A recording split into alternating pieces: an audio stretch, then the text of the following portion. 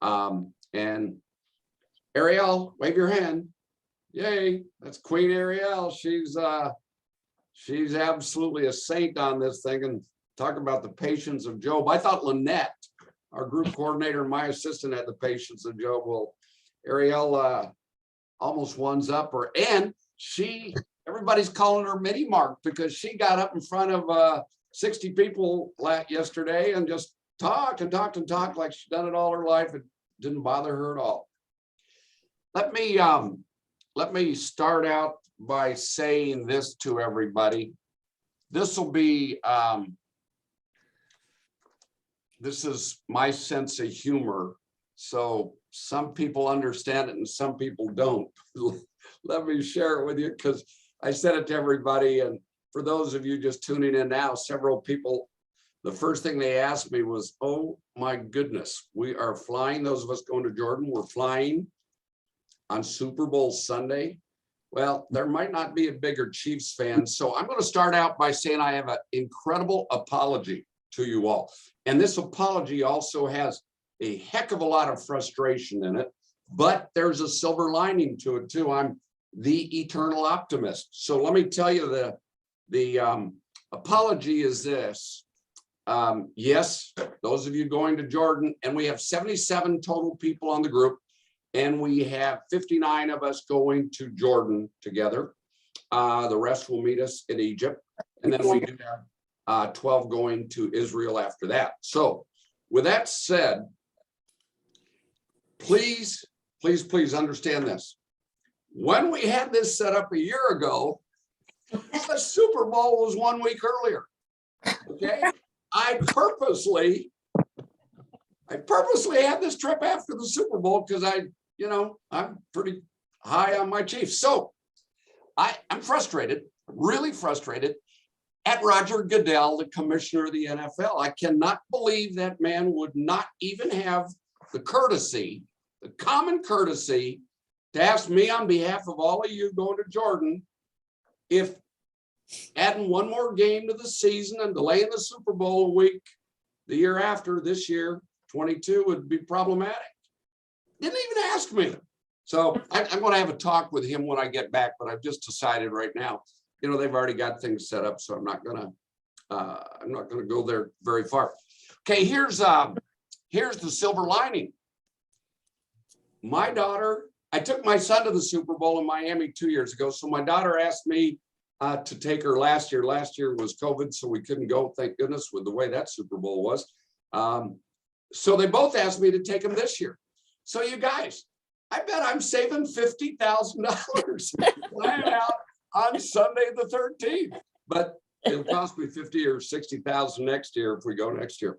So with that said, I do want you to know this, the meetings yesterday went, I thought, just so well. We're going to start out by talking about the itinerary, and I'm going to give you a lot of things that I feel will be very comforting to all of you. Believe me, I understand you are anxious. You have a lot of questions. You have what ifs. I do too. Please understand there's nobody more vested in this than me.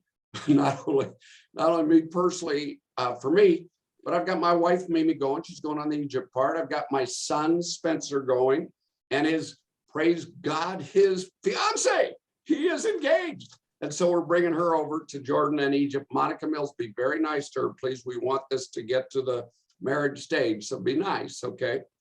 And then I've got my brother, Bob, and his wife, Libby. And this is really cool because Bob went with me when I went to Egypt many years back, but I invited my brother Bob to go with me, and Bob enjoyed that trip so incredibly much that he wanted to go back this time to be sure his wife Libby was able to see what we saw and experience what we experienced. So with that said, and then on top of that, I've got all of you. Listen, I'll be with you. So whoa. I am a praying man, so I'm praying for everything. I'm praying for negative COVID tests. I'm praying for no plane delays. I'm praying for good weather and that everything goes smoothly as can be. I will tell you what, Uniworld is so excited about this. And actually I am too. And through last year to this year, we've gained 10 more people than we had last year at this time. We have lost Barry Morris, Barry and Connie Schwartz. She had knee replacement surgery and will not be able to go with us, which is a shame because last year she could have gone, right? Well, anyway, everybody's excited about this. So I decided to make sure that when I got before you and talked to you, I wanted to have everything straight as can be and comfortable in my mind about how everything's going to go. And to me, the biggest question marks, if you will, is the arrival process. We understand the PCR process, and we'll talk about that tonight. Don't worry about that. We'll get into everything you need. Ariel is our PCR QR code queen. But I talked to everybody literally, and finally I got to tell you, I ended up getting I asked the president of Uniworld, lady Bob and Marilyn Harris have met, Ellen Bettenridge, to call me, and I wanted to go over some of the things that I was a little concerned about how the arrival process, especially into Jordan. Jordan's tougher actually getting into than even Egypt is. So Ellen said, Mark, I was just over there, as easy as can be. And I said, Ellen, I get that. Did you go to Jordan? No, I just went to Egypt. I said, thank you, Ellen, but I'd like to get a hold of whomever you can get me in charge of. And I would like personally to talk to your tour operators. They normally do not allow that. She did allow it. Sunday morning, I had an hour and a half Zoom meeting with the Jordan tour operator called United Tour Agency. They're the biggest in all of Jordan, and Uniworld is their biggest customer, so I'm very comfortable about that. They walked me through the entire process. So again, we're in Jordan. Let's talk about that for a second. I think you'll like to hear this. I wanted to know if they were able to allow people into the airport there in Jordan to tell me and you, but in this case, to tell me on Sunday what that arrival process was like. And they do allow, they're called airport representatives to come in. They pay for that. They pay a fairly steep price, I was told, but that's fine. That's exciting because I know everybody, when we get off that airplane, we're going to be tired and we're going to be anxious. Okay. Where do we go? What do we do? The representatives will be there to meet us with Uniworld signs. I have asked them to put Uniworld and cruise holidays. Whether I get the cruise holidays or not, I don't know, but they'll have Uniworld signs, okay? And that's who we will all look for. And I asked them to give us double what they normally give us, because on my flight from Heathrow, we've got 34 people coming there. So I don't want to have all of us waiting in lines. You guys don't want to wait in lines when you're tired. And we want to know where to go and what to do. So the airport representatives will take us to the PCR testing. We'll get PCR tested there. It'll be 3 to 4 hours before we get the results. They're going to allow us to go to the St. Regis Hotel, and probably those of us arriving late when it's going to be bedtime, we'll find out the next morning when we get up everything. And I trust if you are allowed on the airplane leaving the United States, you'll be negative when you take that test in Amman. So then the representatives will take us to passport control. Passport control is where they will give us the Jordan visas, show it to passport control with our passports and everything else that we need. And when we clear that, they will take us to luggage. We will get luggage. We will go outside and the tour guides will meet us there. I've asked for double the number of people there also with Uniworld signs and cruise holidays. And they will take us to our vehicles and take us right to the St. Regis Hotel. Most of you all that are coming in groups of 2, 4, 6, and 8s, we don't have too many big groups like my group of 34, but our group of 34, they will have a motor coach for us. So we'll all just take the motor coach directly to the hotel. Uniworld will have a representative at the hotel, by the way, and they will have a introductory meeting the next morning. I believe it's going to be at 8 o'clock. They'll let us know that when we get on the vehicles to go to the hotel, and then the fun begins. So that's the stage in Jordan, and I'm very, very comfortable that that's going to work smoothly. I'm confident, and right now, if I'm confident, allow me to be your designated warrior, because I think that will be the way we will all find it. It'll be a pretty smooth process. I do want to tell you this. I think this is interesting. I know nobody, or I knew nobody in Jordan as of January 1st. On about the 10th of January, thereabouts, I got a call from a pastor friend of mine in a little town north of Kansas City where we lived for 19 years and did young life there. And this pastor friend of mine, his name is Rusty Savage, he called me and said, Mark, hey, I'm going to Amman, Jordan to give some love and attention to our missionaries there in Amman.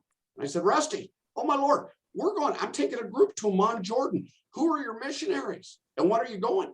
He laughed and he said, Mark, my missionaries are my two sons and their daughter and their wives. And the one son, Russell, well, both sons came to our house for 4 years. They're 4 years in high school. So we know both those kids real well. They're adults now in the mid to late 30s. And so they are in Amman, Jordan as missionaries. So I asked Rusty, the pastor, to do two things for me. I said, number one, Rusty, I want you to document because he left on Martin Luther King's birthday, the 17th, got there on the 18th. I said, I want you to document everything that happened when you got off that airplane until you got out in the arrival lobby and saw your kids to take you away. And he did. He sent me just the best email about the whole thing. And he said it was the easiest, smoothest process. He said the airport is a newer airport. It's very, very nice. And it's incredibly organized. He said there was no confusion as to where you go and what you did. And remember, he had nobody waiting for him. So that made me feel good too. Now, I did talk to his sons, both his sons, and I said, hey, if I made a little donation to your missionary outreach, would you guys be on call for my group? And if anybody needs anything from translation to paperwork help to whatever that Uniworld can't do for us or won't do for us for whatever reason, or if somebody got hurt along the way, whatever it might be, would you be on call for us? Because they know Arabic fluently. I think that's a big deal, as do their wives. I doubt if any of us know Arabic fluently, but the reality is this, they're there as our plan B. So I'm comfortable with that. So that was Sunday morning. I talked to the tour operator in their ladies, tour operator. They own the agency, and I talked to them for an hour and a half about Jordan. Then we have a different tour operator in Egypt, and they're that's spring tours. And Ahmed Hela, I had a WhatsApp video conference with him yesterday for an hour and a half, and he just convinced me that they have everything under control. Now understand, please, this ship, and they've got two ships doing the Nile River, Uniworld does. This ship, the Sphinx, has been cruising since September. Just to make you all feel better, they've had zero positive cases since they started in September. And by the way, on both ships I'm talking about. So that's a pretty good deal. So I feel very, very good about what's going to happen. I feel very, very confident that this is going to be a lifetime vacation. Let me see if I can figure out. I'm going to get into the presentation now. When we get to the end of that, I'm going to open it up for you guys to talk to Ariel, and she's going to go through a lot of the processes, details, QR codes, Pcr testing, all the stuff that you need. And I want you to pay close attention to that. Then, as she's finishing up, or when she finishes up, I'll have all you muted. So be sure you unmute yourself when you want to ask a question, okay? So with that, let's see, Lynette, let's see if I do this right. Good Lord, I pray. I practice so many times. Okay, gang, I hope you can all see this. Again, this was the picture I took when my brother and I went there several years back. And if you wondered if you're going to get to ride a camel, yes, you will. If you wondered if you're going to get to see the pyramids, absolutely, yes, you will. It is going to be a vacation of a lifetime. And I really mean this. I'll be fascinated to find out whether or not you like this trip better than hopefully any trip you've ever taken. Questions? I'm not sure if it's showing. Ariel, Lynette says she's not sure if this is showing. Can you tell me if it is or not? I can't see anything. You cannot? Nope. No, you're not screen sharing just yet. Okay, let's see what we can do to get this right. I'm really good at taking people around the world. I'm not as good as my trusting assistants with this technology stuff. Okay, no. You like that? That looks good. Can everybody see that now? Yes. Ah, very good. God bless you, Lynette. Okay, so again, this is the picture that I think my brother took of me when we were there before. And I really mean this. I give talks all the time, and I've never, ever, ever, ever been any place in the world anywhere near what you're going to see in Egypt. I have not been to Jordan. I wanted to go to Jordan, and that is, gosh, as exciting to me as it will be to you. As you guys probably feel, those of you going to Jordan, one of the main things that draws people to Jordan is Petra, which we see in this picture. And I think that is going to be a highlight, and we have a surprise for you there. But to go through this again, 2 nights in Amman at the St. Regis, that's a nice way to start out. Wadi Rum is out in the Petra area. We've got a great time planned for that. And I don't know if you all remember the pictures of the Al Manara Resort out on the Red Sea, the Agaba Sea, I believe it is. And then back to Amman in St. Regis. Okay, there's the hotel there. Not bad. That should suffice to give us a good night's sleep and start our trip off right. And I do want to tell everybody, this was a good lesson for me. I asked Uniworld to start off with if we could go to fly to Amman, spend 1 night there, head out to Petra, see what we wanted to see in Petra, and head back to Amman to fly to Cairo. I wanted 2 nights, 3 days, or 3 nights. And they all said, everybody said, Mark, you don't want to do that. You don't want to do that. You want to see, you will not believe what Jordan has to offer. And by the way, that was also confirmed by my brother last night. My brother was in Jordan, I think he said 4 years ago, and they absolutely fell in love with Jordan. And, you know, before we know Jordan as Jordan, but in biblical times, it was part of the Holy Land, obviously. So we'll go see some incredibly historic sites. Mount Nebo is where they believe Moses was buried. John, they believe, baptized Jesus on what we now call the Jordan side of the river, but they also said this Jerash was just incredible. And it has not only biblical history, but Roman history too, as we will see in a lot of places. So I really do believe that Amman is going to be, all of Jordan is going to be tremendous. One thing that the missionaries said when I asked them how they meaning the local Jordanese, liked or cared for what they thought of Westerners, of people from the United States. They both said, and I guess they've been to India and somewhere else, I was say Bangladesh or somewhere, but they said this is the most welcoming culture, the most hospitality culture that they've ever been in, and they absolutely love it. Matter of fact, their dad, Rusty, the pastor that's in Platte City, said he doesn't think he'll ever get his kids to leave Amman. So we'll get out to Petra too. And I know this was one of the things my brother said, that everybody knows just the treasury and the ruins that we see about Petra, but in all the cliffs and hills here, people used to live in these. Now they're burial sites for a lot of the families in the area. So there's just so much to see, you know, all over the bizarre spice shops. This is the other thing. I think the cultural experience is going to be spectacular. There's the treasury there at Petra. And I don't know if any of you have watched any of the documentaries about the civilization when this was built and why it was built and all that, but it truly is fascinating. I would urge you to do that. And of course, when we have the guides that will tell us about, you know, the history of all of this and everything, I think that will make it even more fabulous. But again, I really look forward to finding out personally, me, but also you, whether this ends up being one of your top 3, maybe your top 1, your top 2, or the pyramids, or the Sphinx, or the ruins at Abu Simbel, which are truly my top ruins that I have seen anywhere in the world. Well, when we get to Petra, we have a surprise for you. And Lynette and Ariel have made me promise I won't tell you what that surprise is, but this just gives you a good feel of the camp that we'll be in and how everything out there is very, very deserty. And you look at, what they do with colors just to add color to the area. But here we are with the tents behind us in the mountains. Look at the mountain range there, all riding our camels. And I think that's going to be, I think this is going to be, for one night, I think it might be quite a special experience.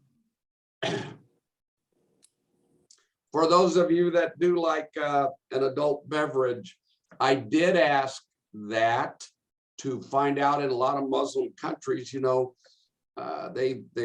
purportedly don't drink alcohol. So I didn't know whether that was taboo or not, but I hear, and Uniworld has told us that there will be spirits, wine, beer, as well as soft drinks, bottled water, everything else everywhere we go. So I think that might be important to a few of you, maybe more than a few. Okay, so when we leave Petra, by the way, in Petra, we will do two things. We'll go to a Bedouin home or farm area, and we will have a cultural experience with a local Bedouin family. I think that's going to be really cool. We will also take a Jeep ride in the desert there and in the Petra area. So I think that's going to be cool.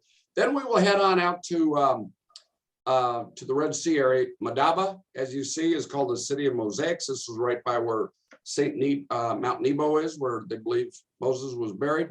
The St. George Church, if I've understood right, everything I heard was this is one of the oldest Christian churches in the entire area, let alone country, that has been Christian since it was built. We will learn all about the history of that time through the mosaics that are original. And I just think that looks spectacular. Now, so I made you rough it one night in a tented camp, even though it's a luxury tented camp with hot water and with running water and a toilet. So now I'm going to take you to this property. This property has been voted one of the top 100 properties in the world for several years. And when I looked at this and found out all about it, I thought, my gosh almighty, why are we only spending one night here? And I asked Uniworld if we could spend 2 nights at least. And they said, no, it breaks up the package and it creates problems. So, so we'll spend 1 night there. But just to give you an idea of what this property looks like, right on the Agaba Sea and with the mountains in the backgrounds. Look at that palatial field. Doesn't that just look spectacular? There's a good picture of it from above out to the ocean or the sea. Love that picture right there. Okay, then we will go back to Amman. We will have our PCR test taken at the St. Regis, and they will have those test results for us by evening. And then we will fly, all of us on the Jordan trip will fly into Cairo. They will do the same thing for us there. They'll have airport representatives with the Uniworld sign waiting for us. There we don't have to take another PCR test or another COVID test. So they just take us literally to passport control. We show them the paperwork necessary, go to our luggage. Tour guides will be meeting us and they will take us to the Four Seasons Hotel. We will meet the next morning or maybe that afternoon, depending on when the people coming in to Egypt arrive. Usually it's in the following morning just to give everybody the arrival people a chance to get at least a good night's sleep, hopefully. So we'll do, we have 2 nights in Cairo. The first full day will be touring. We've got those options, the dinner cruise on the Nile. I asked if they could do it that second evening that we are in Cairo. They said it depends on how that works out. So we will find out when we get there. The sound and light show, I believe, if I've heard right, at the pyramids in Giza. Those are the famous ones in Giza. That will be done after we come back from our river cruise. So there we go. Now that is me on the left several years ago, but the picture on the right of the couple kissing, Mark and Gretchen Elliott, clients of ours that literally just got back 6 6 days ago, they got back from this exact trip we did. So Lynette and I called them and we asked them to tell us the good and bad, everything about everything from start to finish. And they all said it was such a well-oiled machine. Things went so perfectly. The hospitality, the care and service from everybody was so good. They thoroughly enjoyed everything. I was fascinated. We asked them what their highlights were. Gretchen said Abu Simbel. Mark said Petra, and they both put the Great Pyramids in Giza third, which I thought was fascinating. But they both said the same thing, that they were anxious like all of us are. It went smoothly for them from start to finish, and they both said it was a trip of a lifetime. So there you go. On Valentine's Day, maybe we'll get you on a camel and you can kiss your sweetheart. So the Sphinx, I tell you, I asked the group last night. I don't know if you all have heard this. The nose is not there, right? Well, you think, what is that, from 5,000 years of wear and tear? I have heard that Rommel's troops used the nose as target practice. Last night, a bunch of people said they heard it was was Napoleon's troops. So when we get there, we'll find out what our guides tell us is the real reason the nose is gone. Yes, there'll be a lot of chances to ride camels. We will go to the museum in Cairo. The one disappointing thing to me, we had scheduled to go to both the museums. There was one museum that was going to be brand new and it was supposed to be the best in the world. And it is still delayed from COVID. They stopped the building of the museum, so it won't be open until November of this year. But this museum, I tell you, you will find is absolutely spectacular. And again, for many, many years has voted, one of the top 5 museums in the world. And I think you'll see probably as many artifacts there as we will see on our entire trip. And this is another thing I forgot to tell you. Uniworld has agreed. I asked them, when we went there before, we had Egyptologists to be with us everywhere to explain the hieroglyphics, to explain the history, to explain whatever we would need to know. And they have agreed to do that. So we will have 77 people in Egypt, and they are going to give us 3 motor coaches with 3 Egyptologists, one per motor coach. So we've got, what would that be, 26, 27, 28, 30, 33 is 9, 25, whatever, about 26 per motor coach. I think that's great. And they'll be the bigger 44 to 52 passenger motor coaches so we can spread out. The other thing I just want to tell you, it's law in Egypt to have an armed security guard with us and on the motor coaches. And that person sits right up front, right behind the motor coach driver. So to me, that's security, that's good. But don't let it alarm you, okay? By the way, these guys look like maybe they used to play for the Kansas City Chiefs or the Denver Broncos, and more like the offensive or defensive line. Nobody's going to want to mess with these people, with or without their armed protection. Okay, again, in the museum, the sarcophaguses are everywhere, and the history about each one of these will be shared with us.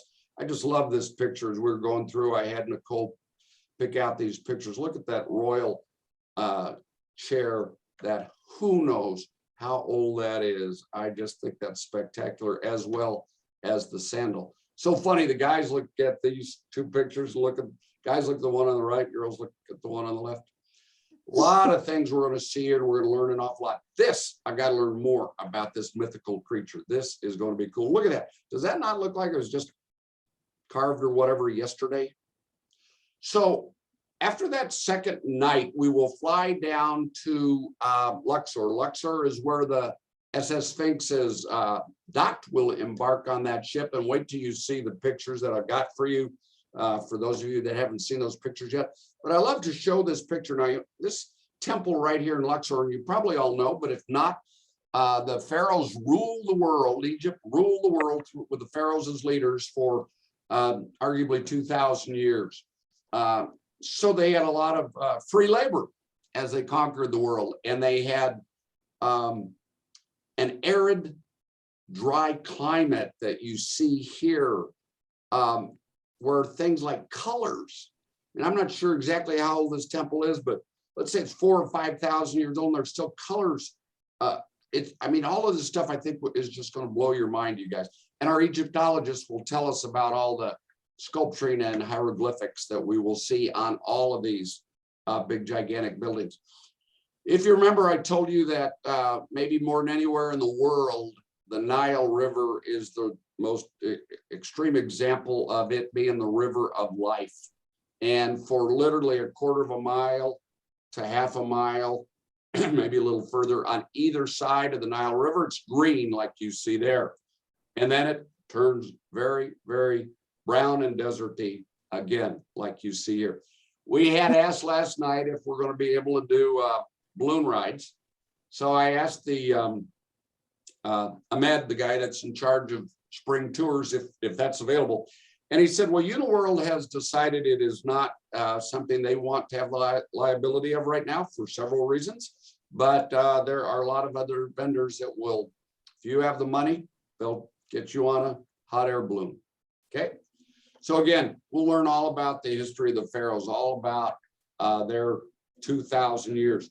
One of the more exciting things that is so fascinating, at least I found this, you know, if you rule the world for 2,000 years, and pharaohs for a long period of time, like in King Tut's time, did not want other people to know where they were buried.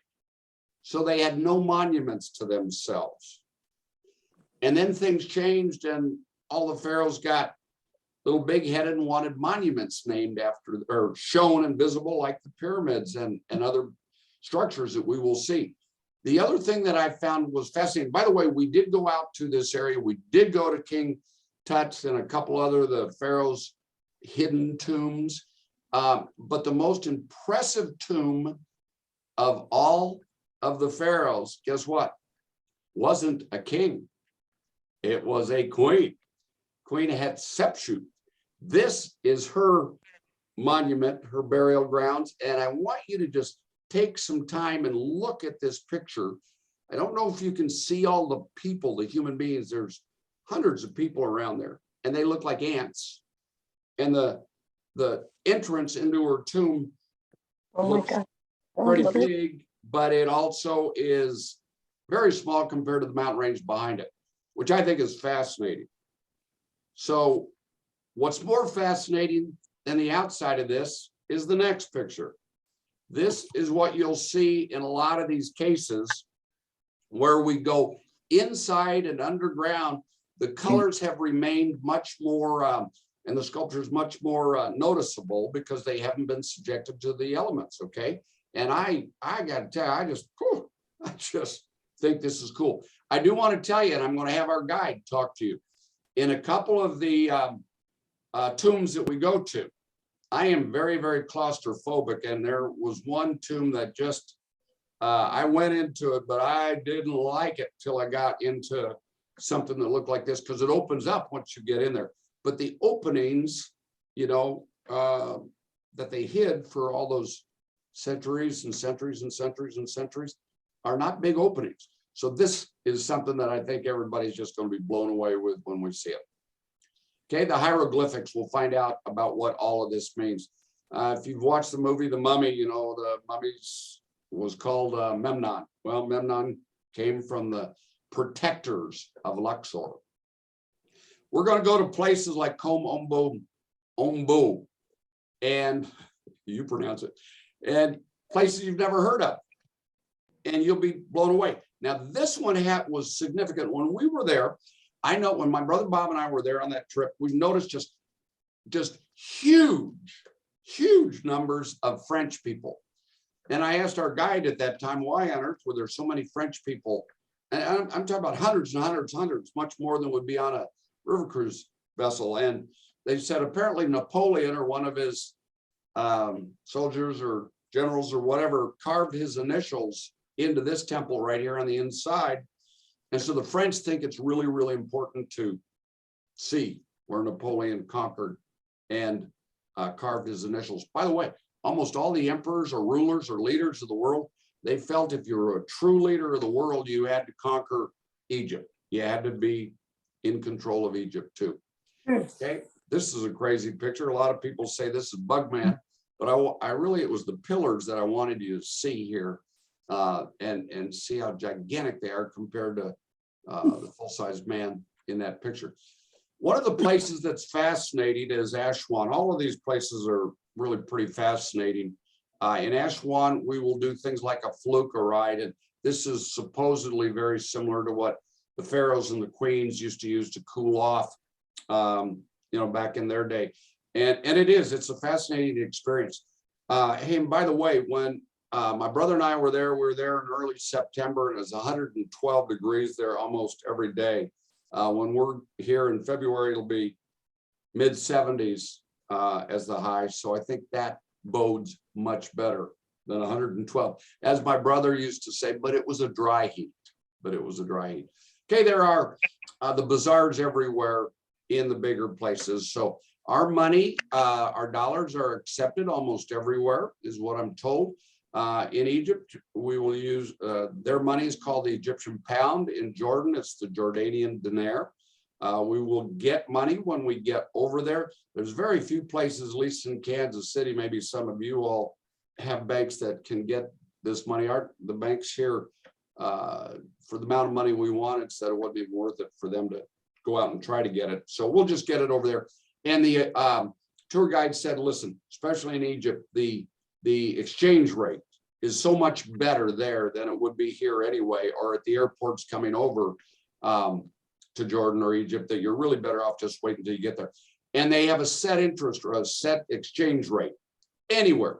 So at the Four Seasons here in Cairo, the bank across the street, everybody has the same exchange rate. So even our guide said, wait till we get there. Okay, we'll see some mosques, and I'm interested in this one. I don't remember seeing this on my first trip, but in a lot of places in the world, churches were built that were Christian churches that became mosques, or they were mosques that became Christian churches, or Jewish synagogues even maybe. But I can't wait to see this one, because this, again, if you look at the people on the left-hand side, this is just gigantic. Okay. In Aswan, and I think all of you, but maybe 2 or 4 have signed up for this optional tour, which again was my favorite ruin I have seen anywhere in the world. And it's the ruin that Ramses, King Pharaoh Ramses, built to himself and to his queen. The fascinating thing about that, and you'll learn about all this, so it's more than just what you see here. This is supposedly where, if you remember Raiders of the Lost Ark, where Harrison Ford put the sepulcher up, and on spring solstice or fall solstice, whatever it was, the sun came through and it went through 3 rooms back in there. That was supposedly where this was. Now, here's the fascinating thing. When they dammed up the Nile to make Lake Nassau, this was going to be underwater. So nobody wanted that, of course, because it's so incredible. They brought in the best architects, engineers, and people in the entire world to tear this whole mountain down, basically, and raise it, if I remember right, 59 to 60 some odd feet high from where it was. And the fascinating thing, with the best in the world in 1967-ish, they were 1 day off in how they did this. 1 day off. I think that's just fascinating. So you'll see this, and it's just incredible, and you'll hear all about this. This is me and my brother Bob. We're in the hats on the back row in the middle, in front of the statues, and it's just crazy. I look at this picture, and the one sad thing about this is what time does. There's 3 people in this picture. This was all a familiarization trip for travel agents in the United States to go learn about Egypt. And so all of these were people I know, and there's 3 people that are not with us. They're deceased right now since that time. Pretty sad. So we will take a charter flight in all together for this experience. And I got to tell you, it's special. Then along the Nile to our next day, we will go to a place called Edfu. And Edfu, you look at this building, again, you'll see this every day. It's just absolutely fascinating. They could build buildings like this that long ago, just unbelievable. So you'll see all of this. Look at that. Look at the size of the people up next to the entrance into that building. Just crazy, huh? Just crazy. Fabulous. Okay, so when we get done with the cruise, we will go back to Cairo. We have the sound and light show. I believe it is that first night when we come back. And I think that is going to be something you all will just love. It is something special. It's like when Mimi and I went to the Taj Mahal. That's a picture that I've got 2 or 3 of them framed, but that's a picture that I will keep forever with the most incredible memory. And I can't wait to see what your favorite memories are, because there'll be a whole lot of them. Okay, here's the SS Sphinx. Let's go through the pictures of this. I think it's going to spoil us pretty well. I'm just going to run through this, but this has 41 cabins, 82 people. We've got 77 of them, so there will be nobody else on this ship but our group. I hope you all are looking at your rooms. They look pretty nice. I know who are in the big suites, and we want to come tour your room and have you host a party for us. I think it's fabulous. Wait till we get to the dining rooms. They did tell us we could bring swimsuits, swim trunks with us. They did tell us we'll have a chance to dip our toes in the Dead Sea. I don't know if that means swimming, but Jordan is much cooler than Egypt is. So I can't imagine we'd be getting into the water in Jordan, but maybe on the ship we will be able to do that if you so desire. This is the top, the sun deck. One of the lounges. Boy, doesn't this have like a Indian or Moroccan feel to it? I think it's just spectacular. Whew. There you go. And I really do believe in all my heart, this will be one of the most incredible experiences that you will ever have on a vacation. So I am excited about this. I'm going to turn this over to Ariel right now. If I can figure out how to do that. And Ariel, you can do your thing. You can talk about your understanding of everything that needs to happen from a paperwork or PCR testing or QR codes, okay? Yes, he gives me the hard stuff. He gives me the good stuff. He gets the fun things like showing you all those pretty photos, and I get the hard questions. So you guys got 2 documents within the email that Lynette sent earlier. One is a no before you go, and I'm just going to briefly go over that because it does have a lot of good tidbits on there that you are going to need to know. So I know not everybody has that pulled up in front of them, but just to go over everything, just to make sure everybody sees what's on there. You have your airport and arrival check-in, air tickets, baggage limitations. Please make sure that you guys do note those. Currency, I know that's on everybody's mind right now, on how they're going to get that currency, if they want to bring money over, what the exchange rate is on all of those. So we do have those listed out for you, each one from Jordan all the way to Israel. Everything has been listed out. A quick reminder that people, when you are going into smaller areas like those bazaars, if they say 25 and they do not follow it up with what 25 means, that's where they're trying to get you. It could mean 25 US dollars for you, or it could mean 25 cents. So just make sure that they tell you exactly what the change is. If you're in Jordan, you have 1 dinar, 100. I'm gonna butcher this word, and I'm so sorry, everybody, if you can look at it. But it's past trees. But there's 100 of them, and then you have 1,000 fills, which is kind of like their change. So just make sure that you do understand what they're asking for whenever they do ask those questions. We're going to move down to electrical current as well. Electrical currents, you have different adapters. You have some in Jordan, Egypt, and Israel. All of those are included on there. We have included pictures for everybody as well, just to make sure that you are understanding exactly what it needs to look like, exactly what you need to bring over to each country. We have also included an Amazon link as well that includes all 3 of the ones that you could possibly need.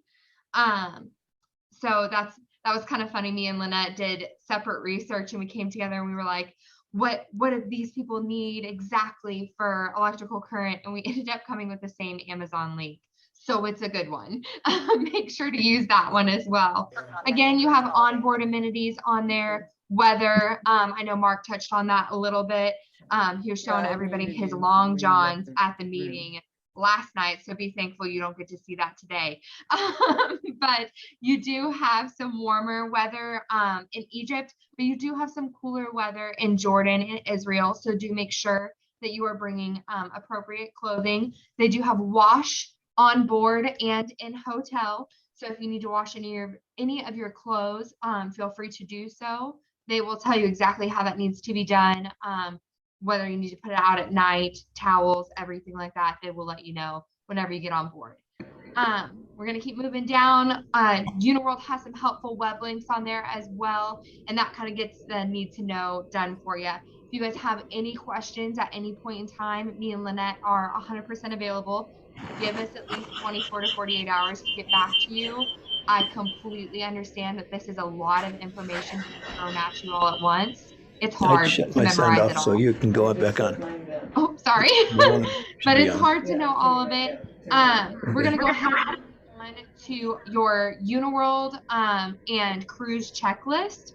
Each of these, at the very, very beginning of the checklist, you have pre-flight negative PCR test and QR code for both Jordan and Egypt.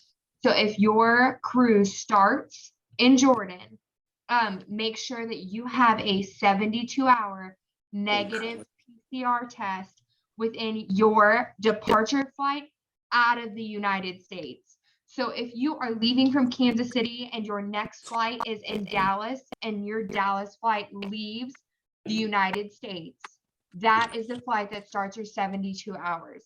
Now, if anybody has any concerns about that 72-hour mark and does not know exactly what it's going to be for them, please feel free to reach out to me and Lynette, and we will definitely help you with getting that taken care of, or doing the math for you as well. I know it's a little bit tricky. Everybody has different flights. Mark is lucky and he's got a bunch of people on his flight, but not everybody's going with him. So we want to make sure that you all are in that 72-hour mark. With testing, we do have a testing site for you guys, Rapid Test KC. I did get to call them earlier today. And they did state that they are doing travel testing right now and that you have to make an appointment. If you guys already have an appointment somewhere, that is perfectly fine.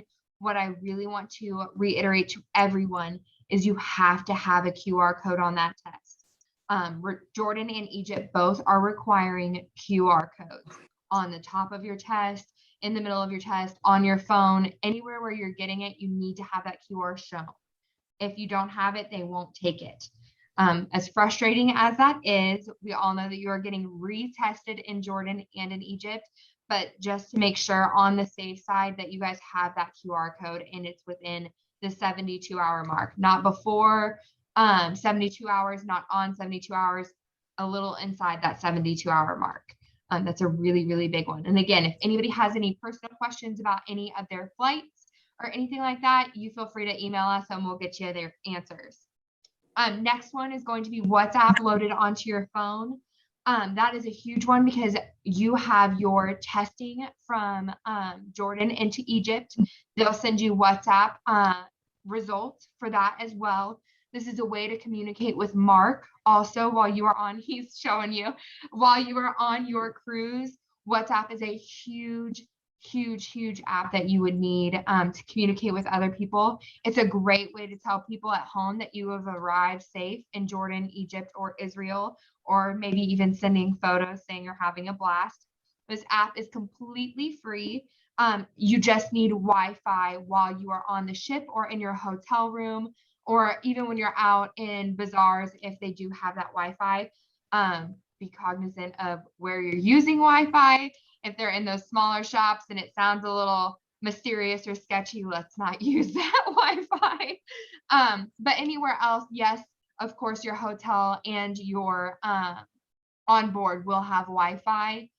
So there's no need to worry about that. You will definitely be able to use that. Moving on down, you have your Jordan Health Declaration QR code for those of you who are arriving in Jordan. Me and Lynette have sent out an email stating that you will need to use that. Any of you that haven't had that started yet, I would suggest that you do that now because that is needed to go over to Jordan on your flight. It also pays for your PCR test when you get into Jordan.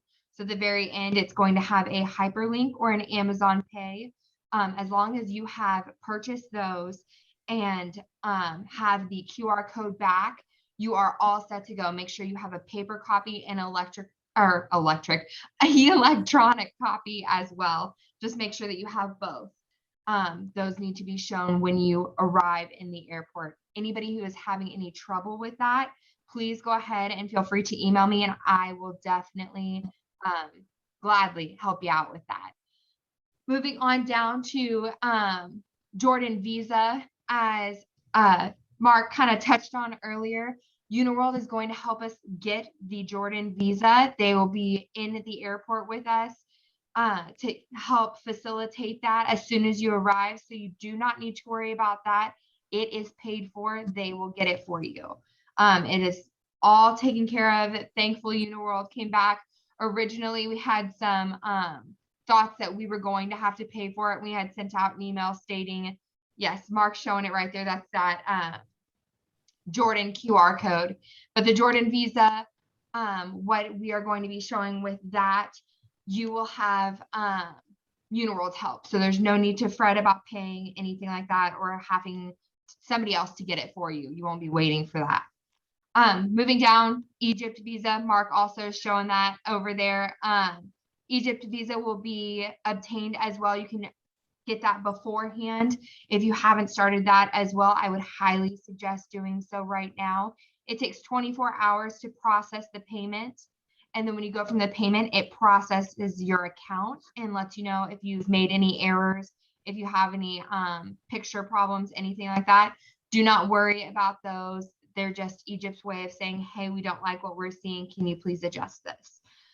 Then you get back a QR code and your full piece of paper stating, yes, you are cleared to go. You have an Egypt visa. And once you obtain that, please make sure to keep an electronic copy and a paper copy as well. For those of you who have insurance through Cruise Holidays with Allianz or Travel Guard, you have received an email within the last 24, probably 48 hours, and will continue to receive some emails stating an embassy letter has been sent to you. That is just stating that it's your piece of paper that you need to get into those countries, stating that you're covered for COVID. So it has your policy number at the top, and then it'll state down below that you have a certain number of money covered on your policy, as well as COVID reasonings, as well as health concerns. I printed it. It's also. almost.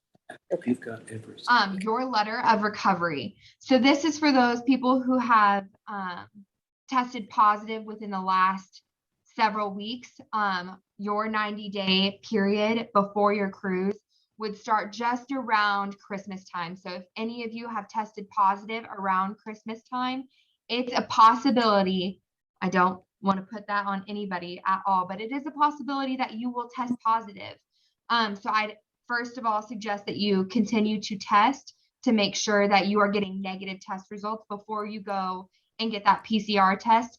And then once you do have a negative PCR test and you're continuing to get that, then I'd suggest you're pretty good to go. You should be able to get that PCR test to go ahead on into Jordan. But just on the off chance that, say, you test negative in the United States and you need to go to Jordan and you test positive that next test. That letter of recovery, although it's not accepted in Jordan and Egypt as a document stating that I don't have COVID, because that would be your negative COVID test.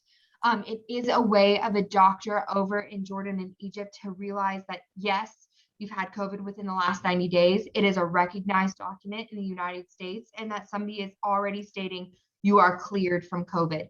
Again, it is not an accepted document from them, and it gives you just kind of that reassurance that you know that you are negative and that they might be able to tell you, okay, we have options, and they'll talk with Uniworld as well, and Mark will be there as well to make sure that we are pushing to say, we know that this is a possible positive, but that it's a recovery positive, and we'll go from there. Again, that's a what if that we'll cross whenever we get there. For anybody who tests positive before they get into Jordan or Egypt, please note that your insurance does cover that. Unfortunately, you will not be allowed on the plane. And again, I'm sorry for the bearer of bad news.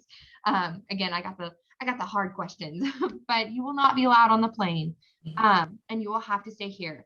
If that happens on a Saturday or a Sunday where we are not available normally, please contact Mark. Mark will have a phone number that he'll give at the end of this to make sure that you guys are able to contact him at any point in time during that. And then he will contact us so we can cancel your Uniworld cruise and you can get started with your insurance claim. I know a lot of people have questions and what ifs about that. We will be here every step of the way to make sure that you get your money back for that cruise or start a claim for your Uniworld. And B, we let Uniworld know that you won't be there because they will be looking for you in the airport, and they'll be like, we're missing a couple of people. We're missing a couple of folks, and they'll hold it up. They'll make sure they're waiting for you because you would want that if you were missing. Next is going to be your optional but suggested. This is what I originally sent out as Vax Yes. So this is a document on your phone that states that your vaccination card is now transferred into a QR code. Originally, it was a mandatory thing. Now it isn't. So you have the option of doing that, although we do recommend it. Anybody who has any troubles with that, there's also Clear app, which Mark is showing up here. But Clear app is another really good one as well to transfer your QR or your COVID vaccinations into a QR code. This is going to be recognized in Egypt.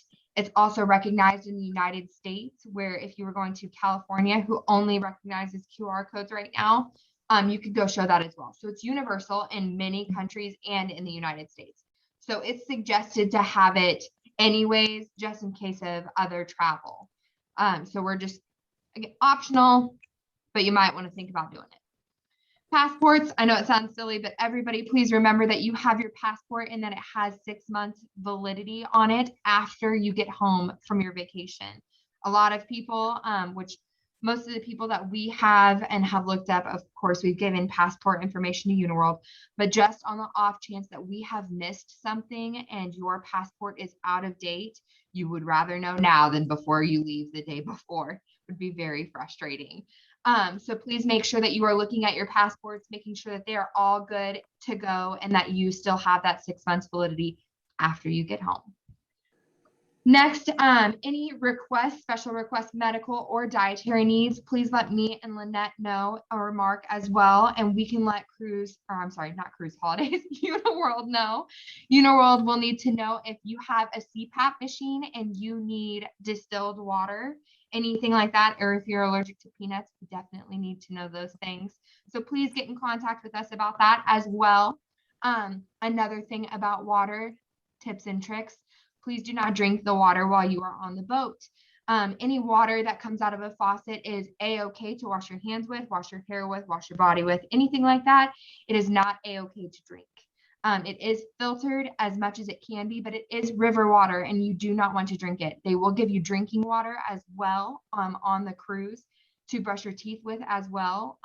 That'll be every night. They'll put some out. If you need more, you can always contact front desk and they will be able to help you out with that. Perfect. And last but not least, please bring extra masks. Unfortunately, it is COVID time, and we all know that it is not fun to wear masks, but it is still a good idea, especially with how long this trip is. You will be going into some very public places, so a fun way to hide that face is to make sure that you do have that mask, make sure that you are not getting any germs or illnesses, so then you do not test positive on the way home.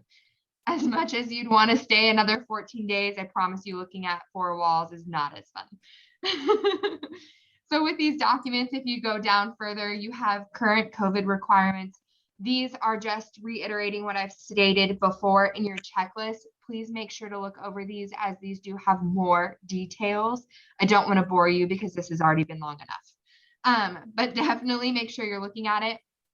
The one thing I will point out is that insurance, again, please make sure if you have not received an email or if you have purchased insurance on your own, that you call your insurance company and make sure you have an embassy letter stating that your insurance covers COVID reasonings. That will be needed when you go into Egypt and Jordan. Going down a little bit further, Israel has some different requirements. I know we've gone over a lot of Egypt and Jordan, but Israel, for those of you who are staying in Israel after your cruise, you have some different requirements. Of course, each testing that you go through, Uniworld will be helping you out. So if you're going from Jordan to Egypt, the testing from Jordan to Egypt, Uniworld will help you out.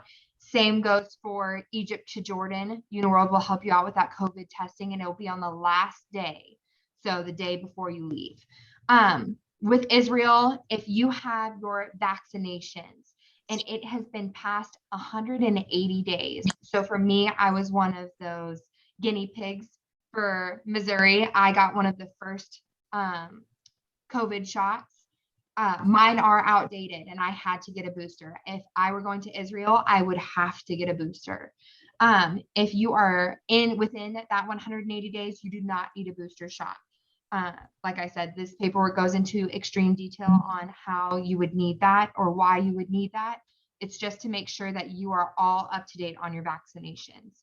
If any of you have questions about vaccinations other than COVID-19, we suggest that you go and speak with your healthcare provider about anything. If you're wanting to get a malaria shot or anything like that, definitely make sure that you seek the CDC out. They'll tell you exactly what you need to know, as well as your personal healthcare provider should give you a list of things that they want you to be updated on. Mark brought up a good point yesterday about tetanus shot. If you step on a rusty nail, that's definitely a good one to have if you're worried about those types of things. Moving on down, we have quick tips for interacting with locals in Egypt, Jordan, and Israel. These are just kind of fun things to look at. I kind of wanted to add some quirky little things in there because you will be in some very public places. Mark had the brilliant question of, am I allowed to smile? And it was a very good question. So we wanted to make sure we were going over that. For men, smiling at women does not mean what you think it means. It is very flirtatious. I would suggest not doing that. For women, same thing. If you are going to smile at a man, it does not mean what you think it means. It kind of means that you're a little risky. It's not a good thing. Like, come on a date with me. It's kind of those midnight dates, if you so to speak. But for the chance that you are wearing your mask, it won't be a problem. For those of you who meet some friendly people in Israel, they will extend their right hand and they'll ask you to shake. It'll be a light shake. So in the United States, we give kind of some very hard shakes, hard handshakes. But in Israel, Jordan, and Egypt, it'll be just a brief light shake or a nod. Whenever they do nod, that just means a sign of respect for both men and women. So whenever somebody does that to you, just know that that is out of respect for you and that they are wanting to say they're welcoming to you. Going down just a little bit further, we had a moment with Mark because he does like to talk with his hands, and so do I. So if you are pointing at somebody with your pointer finger and you are talking to them, that is a direct insult. It is kind of like flipping them off here in the United States. So please, if you're going to point at someone, make sure that you have 2 fingers out and your palm is facing down. So if you're going to point, you can point like this, or you can have your hand with all of your fingers together flat, and you can kind of gesture in a circular motion towards their direction. Mark has to be careful, slap him on the wrist if he starts pointing fingers, say that's not appropriate anymore. There is one last one. Whenever you go out to a restaurant, which you will have a couple of chances, and Uniworld will give you some great options for those nights that you are not being served dinner or lunch, you will have a few places that you can sit down either on the floor on pillows or sit down in regular chairs. When you cross your legs and your shoe is showing, the bottom of the sole of the shoe is showing, that is also a direct insult. It sounds very silly. Me and Lynette cross our legs all the time, and Lynette's like, put your foot down, like you're flipping me off. It's silly, but it's true. So make sure that you aren't pointing the sole of your shoe towards a direct person. Again, everybody knows you're a traveler. Everybody understands that you are a United States citizen. We all look like it, let's be honest. So make sure that you're just being respectful. For those of you women out there who have the question of what am I going to wear, or am I going to be asked if I need to put a headdress on whenever you're going into a museum or a mosque, if somebody politely asks you to put a headdress on or a headscarf, please do so, and please be respectful of the culture. Yes, there are going to be some mosques that you're going into that have some rich history. They will have some what we call rentable headdresses. We don't really know if those are washed daily, so I would suggest bringing your own light summer or kind of like a spring scarf, something real flowy and everything that you can just quickly wrap around your head.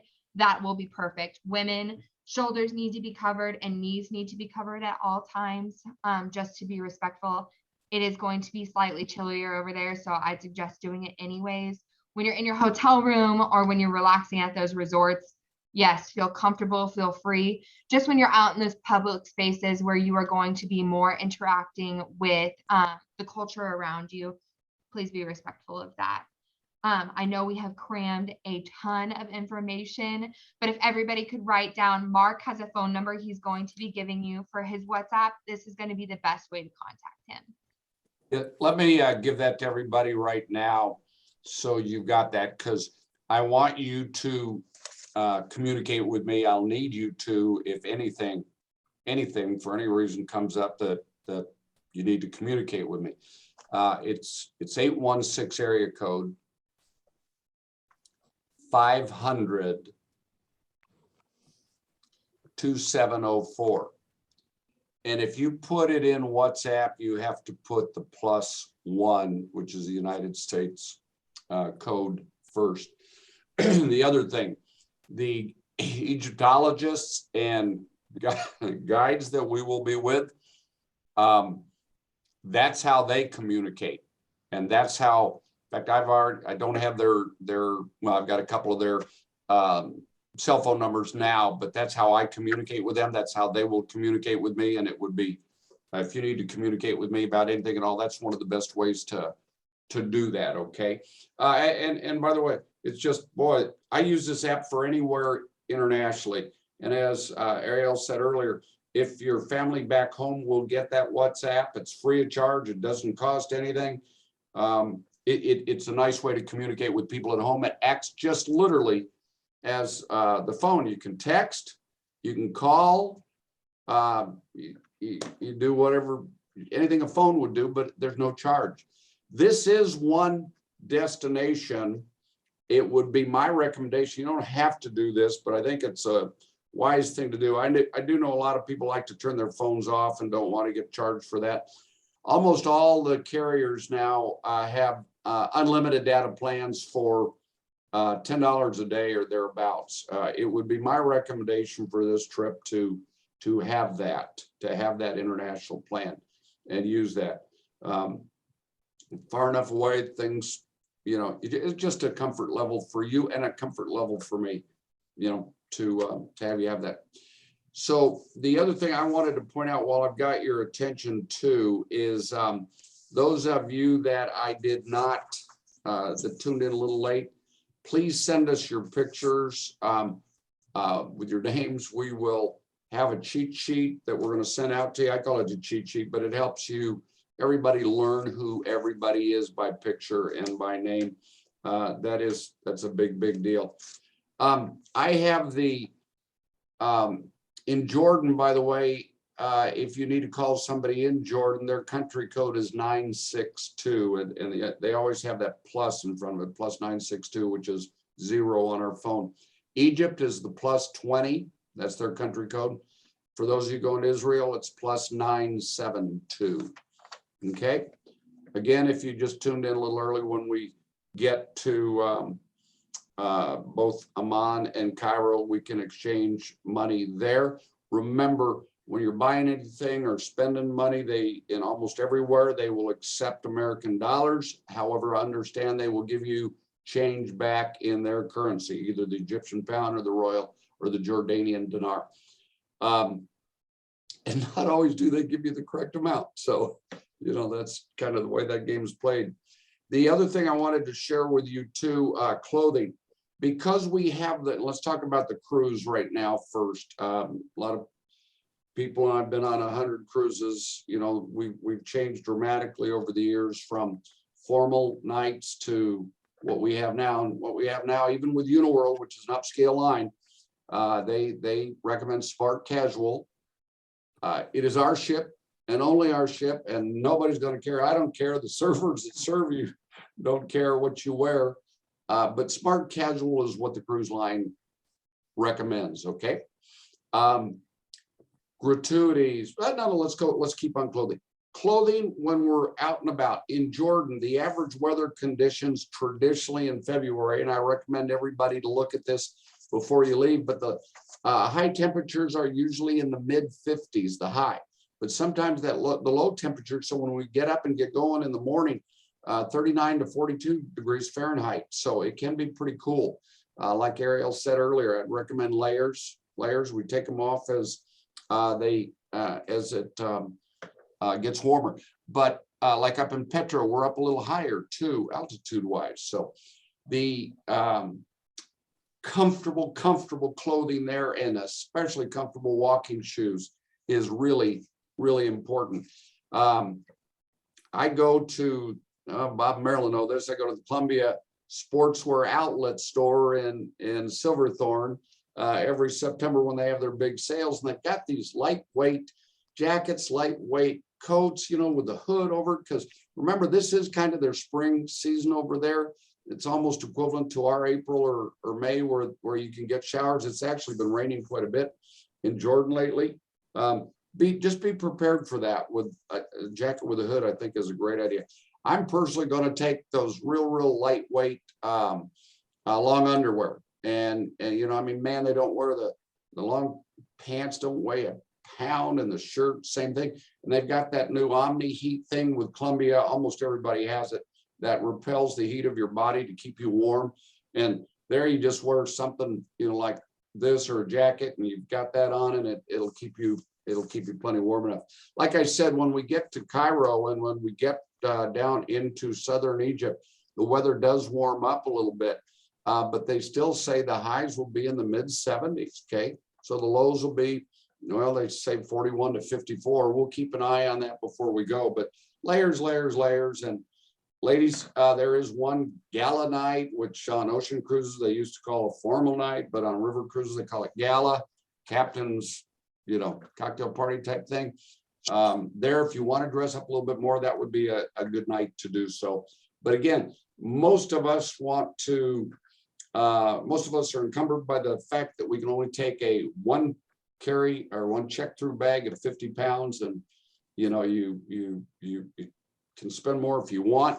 We've got plenty of space in motor coaches and things to take that luggage, so that's not a problem. But most everybody, just for convenience, stick with one check through and one carry on. Ladies, you can have a purse, things like that. Guys, I know I've got a CPAP, so I take that with me. That's the big deal. I always recommend anybody I get asked this on every trip we do, is it safe? And, you know, big definition of safe. Pickpocketing or the scanning of credit cards is one of the biggest crimes in the world. And the bigger the city, the more that is possibility of happening. The reality is, ladies, I think this is a great destination, not to wear expensive jewelry, not to wear jewelry at all. And it's just not, you don't need to set yourself up. I just did a trip to Argentina a year and a half ago, and we had a guy with a Rolex watch, and he got it ripped right off his hand, his wrist. And, you know, you just, you know, just be common sense on that. Most of our meals are paid for, but not all. When we have opportunities to go eat in areas that are not pre-assigned, I will find out from the guides where some good restaurants. I like local restaurants. I don't believe in going to chains when I'm traveling anywhere in the world. So if that's okay with you, I'll find some places. If you want to go with me, you most certainly can. If you don't, you're independent enough. Do your own thing. Please, please, please enjoy it. It's your vacation. But I think there's security in numbers, strength in numbers.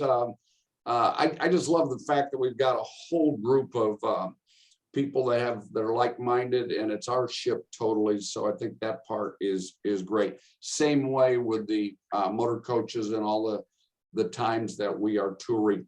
Gratuities, they're included for all the Uniworld or Uniworld associated people, i.e. the cruise manager on the ship, the people that serve you on the ship, the tour guides, the Egyptologists, all of those people prepaid. I used to say free, but I got corrected one time that Mark, it's not free, it's prepaid, and that is true.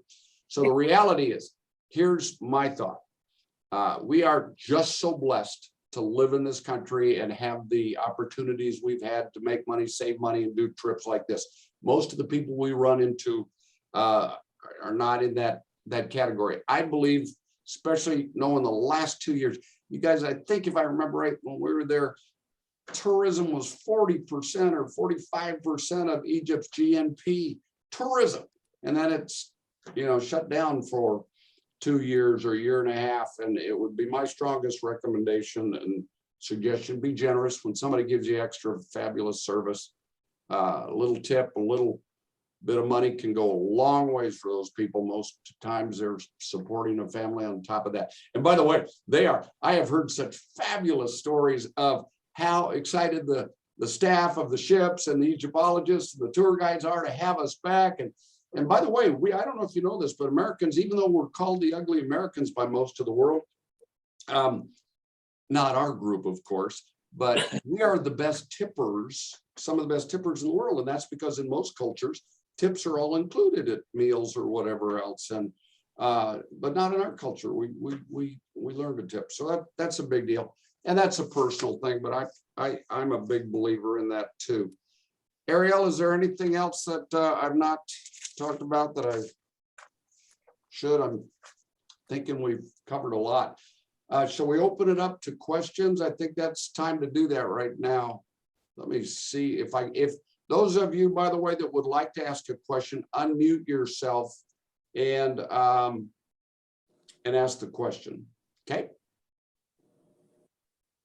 Julie, I know that you just chatted me a question for measurements on bags to Jordan and Egypt. Especially, it was a good question. Not to Jordan, but internationally we get bigger sizes. So Jordan to Egypt and Egypt within Egypt. Yeah, just as flights in between. Lynette, correct me if I'm wrong. I believe that's 50 pounds. Is that correct? Yes. So it is 50 pounds for those. I get the weight. I'm talking about the measurements, because bags, like we can get 62 inches, but sometimes when I fly into a different country and then we go within country, then it's suddenly 45. We'll check into that for you, Julie, just to make sure that the intra-Egypt flights have the same size standards that the international flights have. Okay. Yeah, we'll double check that too. And by the way, sometimes those of you doing business class, and I think there's a lot of people that are, have up to 72 pounds of luggage. Be careful there, because sometimes some of the flights that we'll be taking, like from Cairo to Luxor, they only allow 50 pounds. Yeah, So that's why I was be asking. careful about that, okay? Ryan Young can tell a story about his dad getting charged an awful lot of extra money for that. So any other questions here? It's the option. I guess you just pay it. Okay, Kevin got that. We will check on the carry-on size. Kevin asked about the carry-on size. Good rule of thumb, you'll probably be on pretty big planes from the gateway city across the ocean to wherever you're going to, getting into Amman or getting into Cairo. You know, they just have to fit up above your head or below your feet. But we'll get sizes for everybody, okay? Thank you. Any restrictions on photography, Mark? Types, where we can, where we can't? You know, great question. I have there's a guy in our group that was there last night, Terry, who is a professional photographer. And he said, Mark, I will probably take 20,000 pictures. And I said, you mean 2,000? He said, no, I'll probably take 20,000 pictures. I said, oh my gosh. Well, I told him the same thing I'll tell all of you. There are some times, and I do believe it would be around mosques and places like that, that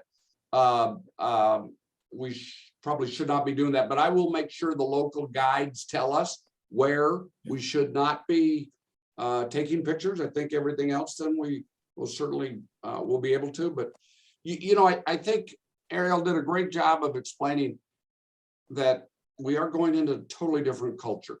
Okay, totally different culture, and we have to be respectful of that. And I think almost everybody that's going on this trip understands that and will be that way. But little things like that, Terry, is the things how would you ever know until somebody gets mad at you for taking a picture of, maybe you were smiling at somebody's wife while you were taking a picture that she was in, Terry. Don't you do that. Oops, don't point either. Oh, I'm gonna have trouble with that. Will they have bottled water on the coaches, or when we're on shore, do we have access to bottled water? Very good question. And yes, they will make sure that, and I really do want to be careful that we understand, lots of parts of the world, the water is filtered enough where you just don't have to be worried about it. Not here. So bottled water is going to be available on the coaches, on the ships, everywhere we go. So do not worry about that. That's and by the way, it's not worth anybody that's ever had that kind of sickness. It's sure not worth it. So if you want to know the truth, honest to goodness, I worry about that more than I worry about getting COVID. I really do when I'm on an international trip like this. What about in Israel? Are you able to drink the water in Israel? We'll find out. I'd have to guess Israel is so advanced. I would have to say at the hotel you'd be just fine. But let us double check that. And I'll tell you what, the local guides, they handle tourists like us all the time. And even though their business hasn't been very good the last 2 years, they know what most people can handle and what they can't handle, where they shouldn't be drinking that water. Good rule of thumb. Drink bottled water whenever you can, or Cokes or whatever you do out of a can. I'd be careful about ice, especially in Jordan and Egypt. On the ship, I would bet it'll be okay. I will find that out for us. On the ship, for sure, it's going to be keep to water, drinkable water that they give you. Again, just not from the taps. When you're in Israel, it'll be a little bit different because you're not on the boat anymore. Again, it's just like if you were going to Mexico, I wouldn't suggest drinking water like Mark said. But brushing your teeth with it. We have Jess Cummins here who works with us, and she teases me all the time. She's like, I brush my teeth all the time with that water. And she goes, and I don't have a brain eating amoeba just yet. And I was like, are we quite sure about that? Teasing her a little bit, but yeah, just make sure that if you feel more comfortable, stick with bottled water. Yeah, I'd say when we're out in the tents, those of us going to Jordan, when we're in Petra, hold your breath when you're taking a shower. If you do shower, I had a lady last night say, I'm just gonna wear a hat. I'm not showering out there. I'm not. So when we get to the Almanara, I think that'll be fine. But by the way, I will find that out every place we go. First world countries, I don't worry about. Third world countries, I do. So. For the Cindy, I know that I'm looking at our chat here. I know that suggested vaccinations, we definitely are looking into that. Of course, we are not doctors. We don't want to push anything that would make you guys feel uncomfortable, because we do want you to ask your healthcare provider. That is definitely a necessity. But again, like I said, CDC will have the best vaccinations for those areas, what you need to get vaccinated with. Please make sure you guys are checking that as well. If your healthcare provider, Cindy, I know that she said to ask your tour agent, but if your healthcare provider is asking that and you still have concerns about vaccinations, again, CDC is your best bet on knowing what vaccinations you should and shouldn't be getting. Cindy, I know we've checked on things like, malaria, yellow fever, the things that sometimes you get in the safari areas of Africa, and right now Egypt. At least I haven't seen anything like that anywhere, but we will also check that. Things can change. I doubt if they will, but if they do, we'll let you know. I.e., let's say it's malaria, we'll tell you to get to your doctor real quick and be prepared for that. But right now, nothing. For those of you asking, laundry soap, there is a laundry facility that they'll be able to do washes on. I wouldn't suggest carrying it with you. Was that laundry, Ariel, you were asking? Laundry soap. They're asking if they would like to bring laundry soap. You'll be able to get things done at the hotels too, or on the ship. They send it out, but they're real good about a quick turnaround time. AC power plugs, outlets, those will be offered just about 90% of everywhere you'll be going. Again, we have that on your need to know document, just to make sure that you know exactly what voltage it needs and the plug that you'll be needing to bring as well. Make sure you take a close look at that. But again, 90% of the places that you guys will be going will offer those outlets and plugs by the end of the night, especially on the boat and in your hotels. And I think also in your tent too, correct me if I'm wrong. It's my understanding, yes, I know they do not have Wi-Fi out there in those tents, but they do have electricity through generators to give you lights and things like that. For CPAPs like I have again. Yeah. Pitching pennies. Yes. I see there's a statement from Kevin that no pitching pennies against the mosque is not a good idea. You are correct. There's another one. I was teasing Mark about my generation. Of course, I get a little more slack with people that are my age that tend to run up and down the pyramid. That is also not suggested to do. I know that sounds so silly to say, but that's also another no-no. We just were asked about the testing before you go to Israel. Yes, you'll do that at the hotel in the Four Seasons in Cairo, and they will have that back. I think they said they have that back. They'll be tested. We'll all be tested anytime we have to take a test, except for at the airport in Amman. At Cairo, in Amman, Jordan, going into Cairo, will be tested at the St. Regis. We'll get those answers back that evening. Same way, you'll be tested before you go to Israel at the Four Seasons. You'll get those test results back before you go there. And that also works. And our guides will give us all the times. Remember, they've been doing this for several months now, and many months now, actually. And they have a meeting room set up or an area set up where we'll have the test done. Okay. One thing I would ask you all to be careful of, and a lot of you on the Zoom tonight are from different states and different areas. We are finding it really a little difficult to find these PCR testing sites, and there's hundreds of them, but the ones that have the QR codes that you'll get with it. Yeah. So be sure, as Ariel said in the beginning, you must have that QR code on your negative COVID test. And several places, at least here, don't know about your area, say a 1 to 4 day turnaround time. Well, 4 days not going to work. 3 days not going to work. 2 days might not work depending on your situation. Tell them you're going to Jordan or you're going to Egypt and you have to have it back by a certain time, and make sure they can guarantee you that they will do that, or don't use that place. Are there national companies that do that state? I mean, like state to state? Where I'm at, I've got to travel to like Jacksonville to get it done. Terry, and honestly, I don't know. I do know this. There's some, a lot of the major airports, you can get it at the airports. I don't know if that's a state thing. I doubt it. I do know there's a place that I use for all of my testing, just right here by our office, run by two of these fabulous Vietnamese doctors. And in fact, I had it all set up for them to come to our office for the people in Kansas City and get it. They were going to come to our office. We were going to get it all done in a 2-hour period of time. Boom, boom, boom, boom, boom.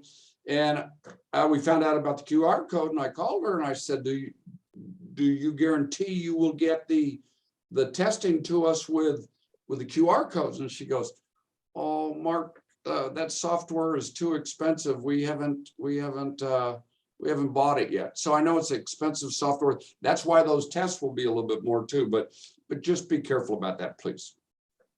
Okay. Ariel, I think you did a great job. I'll tell you. Do you wish you were gone? Oh, yeah. For sure. After you see those photos, I am so jealous of every single one of you. I told Mark next time he goes on one of these extravagant trips that I'm working on, I would like to go with you. But yes, Cindy, I know that you had asked 72 hours from the time you take the test or 72 hours from arrival. It's 72 hours starting from when you leave the United States. That last flight out of the United States, that's when your testing starts. So if you leave from Atlanta and you're going to some country outside the US, that's the 72 hours from Atlanta flight. That is correct. That's correct. Yeah, Okay. like I'm going Kansas City to Dallas, Dallas to London. My time starts when for my Dallas flight. And is it exactly 72 hours or is it just 3 days? I mean, They use hours. Actually, that's a very, very good question. And I hear everybody's trying to get everybody in the world to just go with one standard thing, and days gives it more flexibility than hours. But right now, both Jordan and Egypt say 72 hours. Okay. so if your flight's at 10, you're going to have to get the test at 10. 10 or Or- later. And I would or suggest after. doing it within the 72 hours instead of outside of 72. Okay, so if your flight leaves at 10, you either take the test at 10, 11, or 12. Okay, gotcha. And by It the can be way, shorter than 72 hours, but not longer than 72 hours. that's correct, not longer. And you all are probably aware, you've heard it in the news, even at Christmas. Everybody's wanting to find out if they've got the Omicron variant, and testing is challenging and to find. So make sure you get an appointment. Don't think you just walk in and get a test, because you might be, but you might not be able to be. Julie, I don't know how it is in LA, but all of you check your local area and make an appointment if you can get an appointment. I've had about 300 PCR tests, so I'm really looking forward to it again. Yes. Had By one the way, ago. Julie Clark just got a great gig. You'll have to ask her all about it with Louis Vuitton. So she's hobnobbing with the big wigs. Yeah, with Kid Cudi. Woohoo! He was. I so am excited. incredibly jealous. I know not everybody knows that, but Yeah, I am incredibly jealous. I said, Kid Covey, was he a first baseman for the San Francisco Giants? And Ariel just started laughing at me. Well, he was Hey, quite you young. guys, Well, let me just say this. I appreciate all your time. You'll have more questions as you go through the documents. Ariel and Lynette have been such troopers, so fabulous, so patient, so good. And by the way, this has been a very, very confusing trip, I will tell you. So I get the fact of your concerns. We've had to go through an awful lot. That's why I insisted to Uniworld that I wanted to talk to people that knew what was going on in the areas that we're going to be and had been there and done that. That's why I got a hold of the tour agencies that Uniworld uses. So I understand that. But as you go through these documents and you have questions, please, please, please, there is no silly question. We want you prepared. Yes, this is taking a little bit more work than normally, but it's a new world now. And I'd rather do what needs to be done and go see the world and enjoy life than to not. So that's my point, and I'm sticking to it. I look forward to sharing this with you all. You'll meet my wife, Mimi. Those of you that do not know her, she doesn't always travel with me, but she's fabulous. Again, my son, Spencer, Bob and Marilyn know Spencer quite well, and his fiance, Monica. Fabulous people. And by the way, boy, very, very strong. So Ryan Young, Tyler Young, Spencer Comfort, you need help with your luggage. You know what? I'm paying for my son's trip. Ask him to help you with your luggage if you need it. You guys, I look so forward to this. I can promise you, I've been on 2 international river cruises in the last 3 months with groups. I've had about 90 people. I get the anxiety. Everybody that's just normal under these times to have the anxiety. Seriously, it is. And I get that I have anxiety, but I go, and it happens every time I travel. When we get there, you will get into that vacation mode in about 37 seconds. It's the worry going. In fact, one of the guys we did a Bordeaux river cruise in France in October. Took a group of 47, 48 very, very professional people for my personal doctor's retirement party. And long story short, we had all this paperwork, we had everything prepared, and nobody would ask us for any of the paperwork. I think this will be a little different in Jordan, Egypt.